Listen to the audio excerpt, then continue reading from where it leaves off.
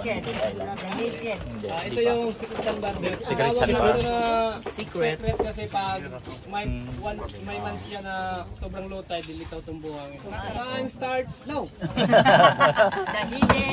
The hidden Naked Island. It's possible to hold the star also. You can find there at the other side, it's a lot of different color of star. Yeah. You can hold also, it's possible to hold that thing. Okay, thank you, man. Let's go. You know, maninilip tayo ng stars. Starfish pad. Okay, wait a minute, it's a group picture. picture. Uy, video man eh.